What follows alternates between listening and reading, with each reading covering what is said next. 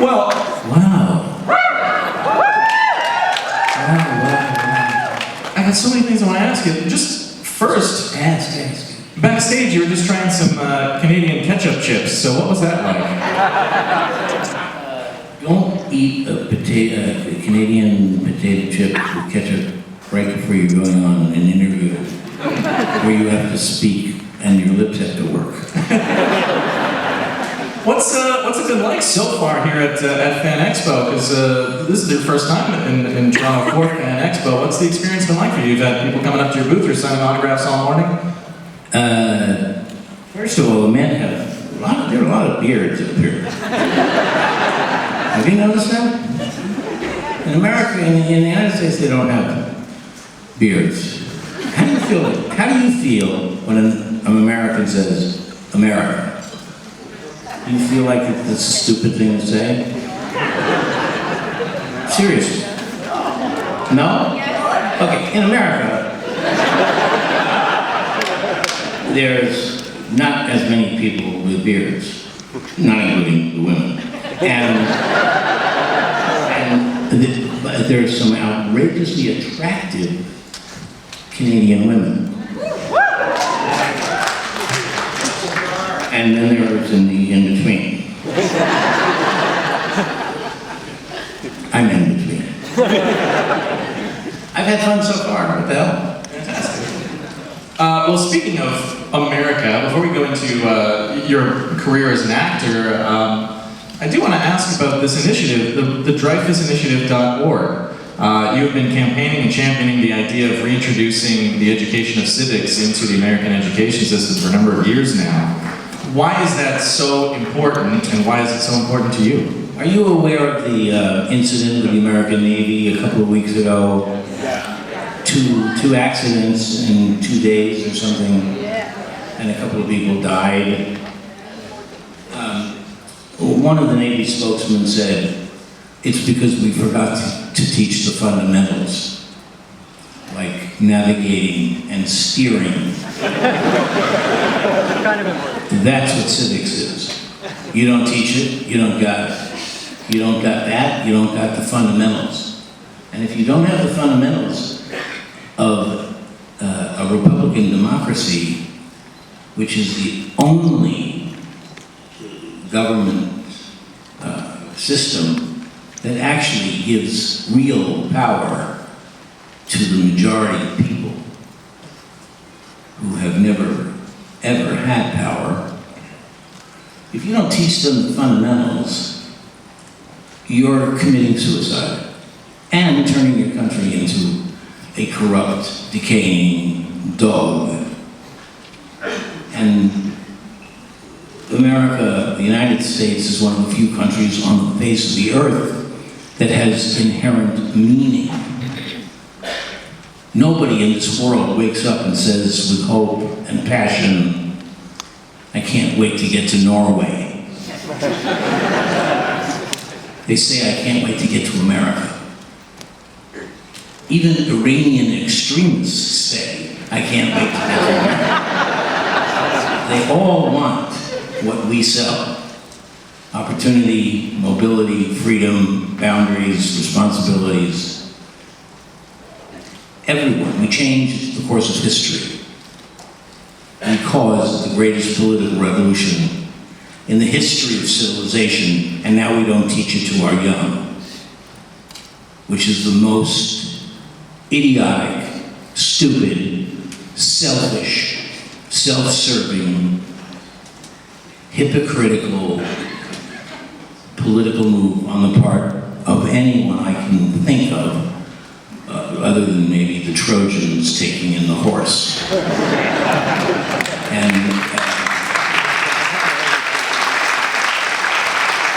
It's not enough to teach how to be a member of Parliament or how to be a member of Congress. It's not enough to teach what is it like to be a member of, a mayor or a member of a municipal assembly. If you don't know the whys and wherefores, if you don't know that for the entire history of the human race, 98% of mankind lived in enforced ignorance, bondage, and punishment without a break of any kind, that their existence on earth was simply a punishment, where they chopped off your fingers, they flayed your back, or they killed you if you thought, I have a right to think, or I have a right to worship. Until us. We had a war of independence from Great Britain, and then we stumbled onto the greatest, most complementary system ever devised, based on Enlightenment values of pet philosophers in aristocratic salons in France. And we took those ideas and threaded them through our government, so that you can't have an American government that does not have boundaries on how much the government is allowed to oppress its own citizens. We don't teach it. Any of it.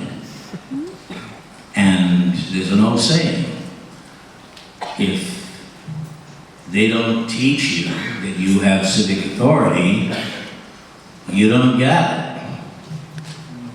And if you don't got it, you've sung the last song, folks. So I believe that the absence of the teaching of civic authority to the youngest of our young is an urgent political crisis. Donald Trump didn't cause all of the decay. He's the result of 50 or 75 years of incredible stupidity and irresponsibility on the part of parents, school superintendents, politicians, and those who wish to put everything up to a scrutiny of cost. No one ever said, how much do public schools cost? They never ever asked, because the answer was, whatever it takes. And now, they've decided, in the wisdom that they have, to cut your education. So they don't teach you shop, or home economics, or English literature, or the system of governance that you run, which makes it easy for thieves to steal the country, as they have done. And so, to me, the worst possible thing that could happen to the United States is the absence of the teaching of civic authority. And the most blessed thing that could happen is the revival of the teaching of civic authority. And you don't have to go very far. Thank you. You don't have to go. There's a part of the Constitution that is, they always say, it has no meaning. It has no, it's not precedential. We, the people of the United States, in order to form a more perfect union, establish justice, ensure domestic tranquility, provide for the common defense, promote the general welfare, and ensure the blessings of liberty on ourselves and our posterity, do ordain this Constitution. That's the mission statement of the United States. It's why we caused the largest voluntary mass movement of human beings in the history of civilization. It's why we were respected and admired. Its absence has caused us to turn into unthinking bullies. we will not survive this century. Doctors call things like this invisible killers, like hypertension and high blood pressure. They don't know why, but it'll kill you. Well, if you don't teach the meaning of America, it'll kill you. And I'll tell you one thing. When our parents went to Europe to fight Adolf Hitler, they knew exactly what they were fighting for. They were fighting a man who said, no negotiation, no compromise, no talk. I want your submission or death. And he came right up to the Atlantic until finally we woke up and went to Europe and killed him. The only difference between him and the Caliphate is that one is speaking in Arabic and the other is speaking in German. But it's the same thing. No talk, no negotiation. I want your submission or death. And they mean it. They want to return the West to the 5th century and the worship, in Germany's case, of Thor and Loki. Won't that be fun? And I'm going to try to make the most difficult hard pivot I've ever made in my career now. I'll finish one thing. If you don't take this seriously, your neighbors will kill you.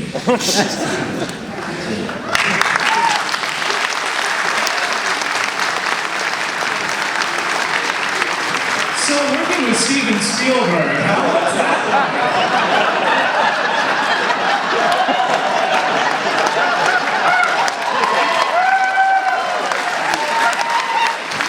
But I do want to thank you for that lesson on American civics to this Canadian audience.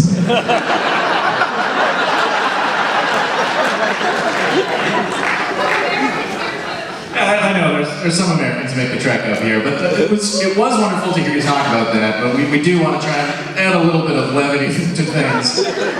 You can't really do that, though, can you? I'm trying. Once you've introduced this, it's kind of downhill from there on.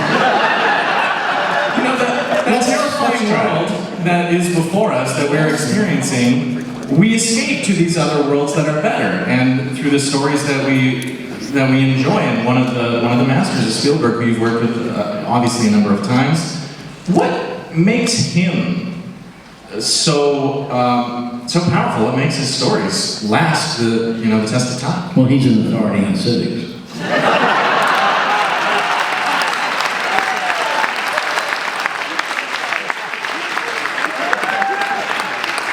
He knows how to weave. Because they need to be distracted. That's why movies were so popular during the 30s, when we all wanted to kill ourselves. Oh, let's go to the movies instead. And that's not bad. It's a good thing. People laugh, people cry, people die. Countries die. And it's a great thing in a society that argues about art and commerce within itself. It's great. I've made and lost fortunes doing this, and it's important. And you also made a fortune betting on your own Oscar win. Is this true? Yes. Yes. I bet money that I would win. I bet money earlier that I wouldn't win. And then later on, I bet a lot of money the next year after I won. I bet. Quick, tell me who won the Best Actor last year? Was it, the gentleman with the name who I can't pronounce? Yeah, Richard Dreyfuss. The answer is sitting right in front of you. And that's how, it's a great thing to win an Oscar. It's not the be-all and end-all, it's a nice thing. That's it. All right, well, let's go to the floor for some questions. Go ahead, you're doing fine. Get it out. Go on. Okay, all right. Take me. Why shouldn't I not ask you about, what about Bob? You should ask me. Because that was one of my favorite movies when I was a kid. But I understand you and Bill Murray did not get along so well, and you're not such a fan of his anymore. But you can ask me. He's an asshole, but you can ask me.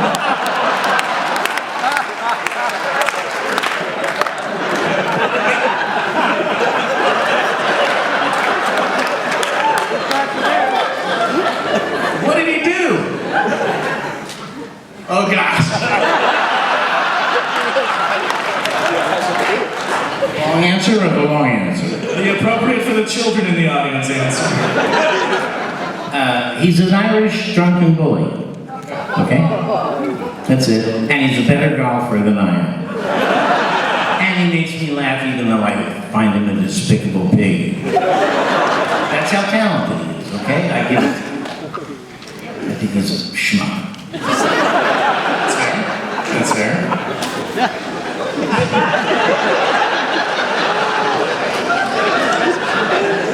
Yeah. When you're working on Jaws, are you imagining the impact that it would have on, not just audiences, but the whole film industry? It was the definitive blockbuster. Every film afterwards was like, we gotta be like Jaws in some capacity. Or were you just working a regular job? I predicted that it would tank. So that's how smart I am. I'm really smart about civics, but about the film industry, I'm an idiot. I did. I got on TV and I said, the film is going to tank. And I didn't know that just because I didn't know how films were made, that this film was not going to tank, and Steven was a genius and all of that. I said the same thing about American Graffiti. What's the big deal? Just a little movie. So I'm always, don't rely on me. You can rely on me about civics.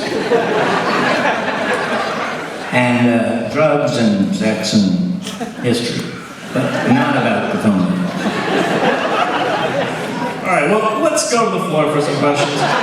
I got more, but let's involve the audience who have waited to ask some. Let's go to the left first, and then we'll go over to our right.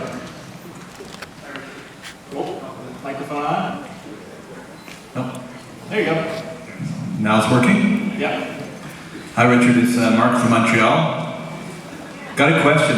How'd you like working in Montreal all those years ago doing apprenticeship to the Kravitz? How did I feel about working in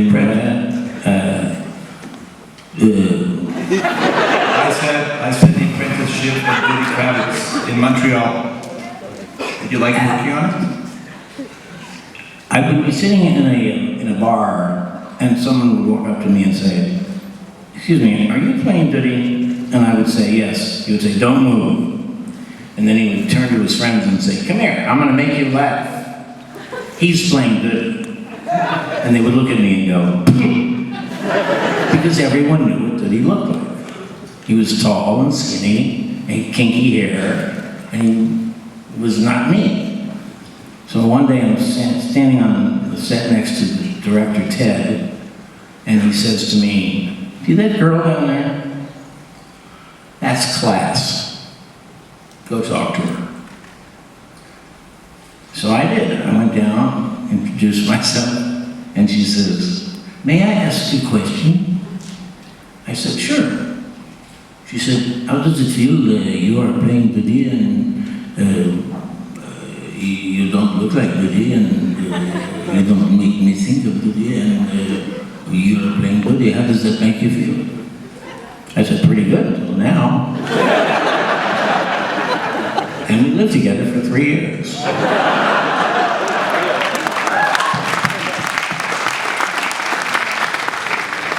All right, let's go over to the right side. Great t-shirt. We're going up here first. Oh, up to the top. There you go. Hi, Richard. Steve Steven Spielberg was asked in a documentary what first came to mind when he heard the word Jaws. And because he was young at the time and brave, he said, "Courage and stupidity." And he did what? Courage and stupidity. And so, if I say the word Jaws to you, what jumps inside your head?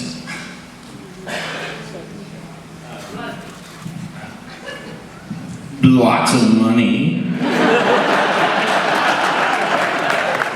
I mean, lots of money.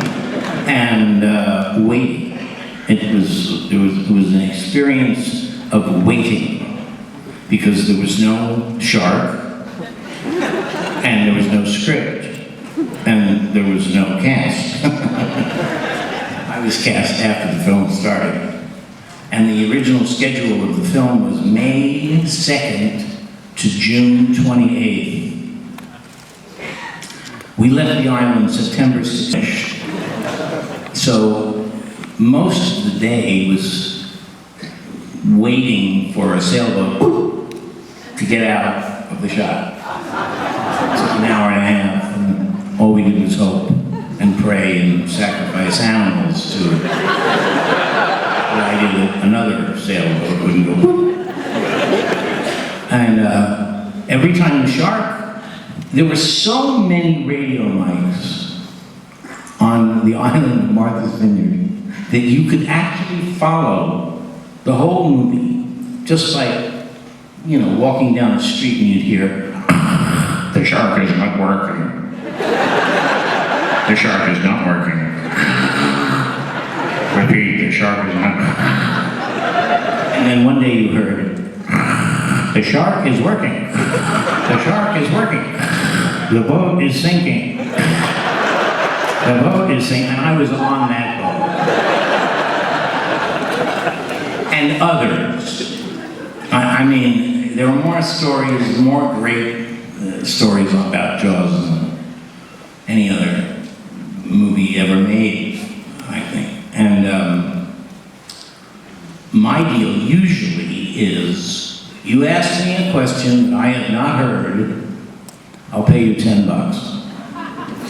You ask me a question that I have heard, you owe me $10. I'm way ahead. Well, there's the challenge. Let's go over to the right. We've got time for a few more questions.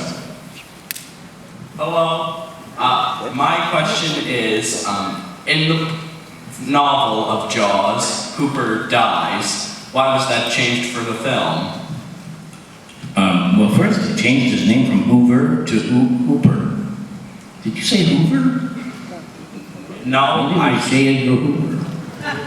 I tell you why.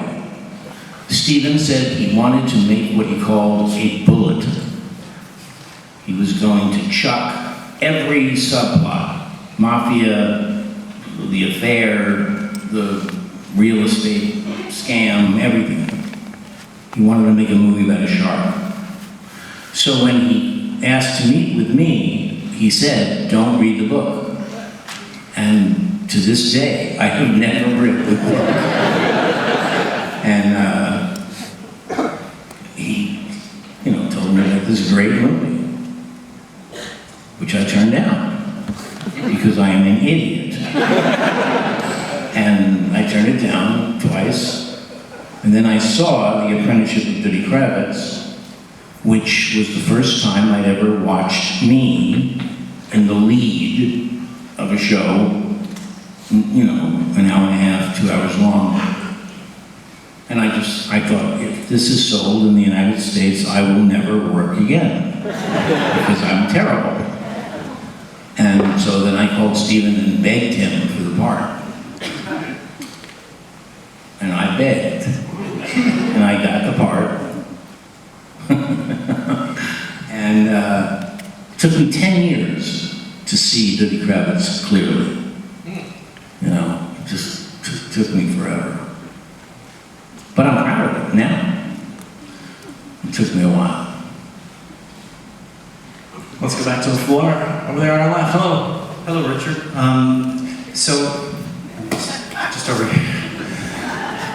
I mean, clearly everybody's here because you've made so many classic films in your career.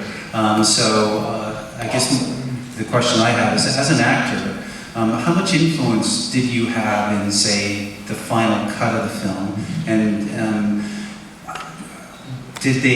are there some films that actually exceeded your expectation or were better than you thought they were, or were actually worse than you thought that they should be?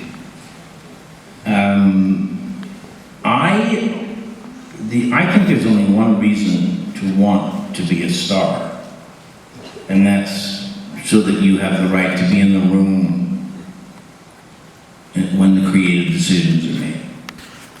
That your brain and mind is respected enough. And if I don't have that right, I'm not interested in the process. And I've made a number of films that turned out better. I made a film once with Rosie O'Donnell. We had the greatest time in the world. We thought it was the funniest film in the world. We cracked one another up all day long and had a wonderful time. We went to the press junket, making jokes and cracking ourselves up, and then we kind of realized that the press was not laughing. And they thought the film sucked. And that was a shocker, because we really did have such a great time making it. But you're not right all the time. And but it's so much fun to make people laugh. It's just so much fun. It's what gives nobility to acting. And there's something it's a gift. It's a blessed thing. And I can feel an audience, basically. If I'm walking across the stage in a drama, I can feel you on my face. I know you're watching me. And when I'm in a comedy, I feel like I'm doing a great thing because what comedy does is it somehow goes inside of people and finds the most forgotten bit of pain and anguish, and it just scoops it right up and throws it out of your life, even for a minute, and you can feel that happen. And I did a play some years ago in New York with 17 brilliant comic actors. I mean, everyone in that show was brilliant. And especially the second act of that show was like, we levitated Manhattan. And it was like, I always asked the producers to keep the lights up in the audience so that we could see their faces. And you could see them like cats in a bag. Their skeletal frame went one way and their souls went the other way, and they were laughing themselves sick, and it was like the greatest sensation in the world. And I'll tell you something, you know, you're walking down the street in Toronto or New York, wherever, and someone sees you, 80-year-old immigrant woman from Persia, and she crosses the sidewalk and comes up and says, "Thank you." That is the greatest compliment, and they don't say that to their neurosurgeons, their divorce lawyers, or their rabbis. They say it to actors, because actors give them relief from misery. Thank you.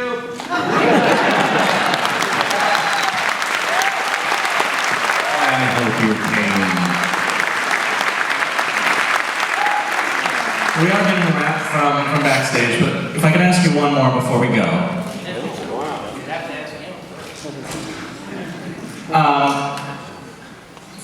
For someone who is aspiring to be an actor, it's so rare that I've had the opportunity to speak to an Oscar winner with someone who had such experience as yourself. Is there a magic lesson or note or thing to consider that will elevate your performances or make you a better actor? What small nugget of wisdom could you impart to this audience on that topic? When I was 16 years old, I was in the Actors Studio in Los Angeles, a couple of other theater groups, and we all heard, that there was this washed up, yesterday's news, forgotten guy from England named John Gielgud, who was coming to Los Angeles to do a show called The Ages of Man. And we went down to see him. And I'm in the balcony, and this little guy walks out and opens his mouth, and I bifurcated into two separate people. One of them was sitting with his friends in the balcony, and the other was experiencing awe for the first time, and gratitude that I had been chosen by an art, or I chose to be an actor, and I was being shown what it could do by a prince of that art form. And I was like, it was a revelation. I cannot tell you how important. And when it was over, I went backstage and I said, thank you. And I didn't say anything else. 20 years later, I had reason to, I was doing a special about the Constitution, and I needed someone to do a speech from the House of Lords in 1776, deriding the Constitution. So I wrote it out, and I said, what the hell, and I called Gielgud's agent, and he agreed. And I flew to London. Now, I flew to London and showed up at the studio on Monday morning at 9 o'clock, and there was John Gielgud, already in costume. Everything was lit, everything was ready. And so we rehearsed on film, brilliant. Did the first official take, brilliant. Second, brilliant. Changed the lens, changed the position, brilliant, brilliant. And I thought, this is embarrassing. Because it was a long speech, and he was like, word perfect. And I went up to him, I sat down next to him, and I said, it's great. And I was desperately trying to think of something. And I thought of another way, right? And he goes, oh, how amusing, dear boy. And he did it my way perfectly. And you can see his performance in the show that I did called Funny You Don't Look 200, which is Constitution for Kids. And I knew that at least up until that moment, I had lived a blessed life. Because I got to do the thing I loved. I was paid, I was praised, and I understood what greatness was. The submission of an actor to great poetry or prose. And it made me realize that I would never have to just be a schmigegi, with a two-line part. That I was thrilled and lucky that this art form had chosen me. And I mean it. I've never changed my mind. I think it's more fun than you can possibly imagine. They pay you ridiculous amounts of money unless you're doing it in theater. It's great. You can't live without us. You know, acting is the only art form that's based entirely on pretense. You pretend the clothes you're wearing are yours, the words are yours, the movements are yours. You pretend you don't see the stagehand over there, and the audience pretends that it's not an audience. They're pretending that they're just watching real life. And it's this house of pretense that builds art and truth. And let me tell you, to know it, to know all of that sensation and do it, there's no amount of money that can touch it. There's nothing that is as extraordinary and exciting as doing that right. Laurence Olivier was doing Othello, 1965. The last white actor ever to play Othello, which I think is a disgrace, totally wrong. But he was doing it, and there was one night during the run where he was in the zone, and everyone knew it. And when actors had a chance, they would be on the phone calling their friends and saying, "Get down to the theater, he's in the zone." And he gave this extraordinary performance, and at the curtain call, he took his bow, he walked off stage, he slammed the door of his dressing room, and then they heard glass breaking and furniture flying and cursing and screaming, and they thought, he's lost his mind. And they started pounding on the door. Larry, what's the matter? Larry, you were fabulous. You were great. What's the matter? You were fabulous. And the door was flung open, and there was Olivier with tears streaming down his face through his black makeup. And he says, "I know I was brilliant. I don't know how I did it."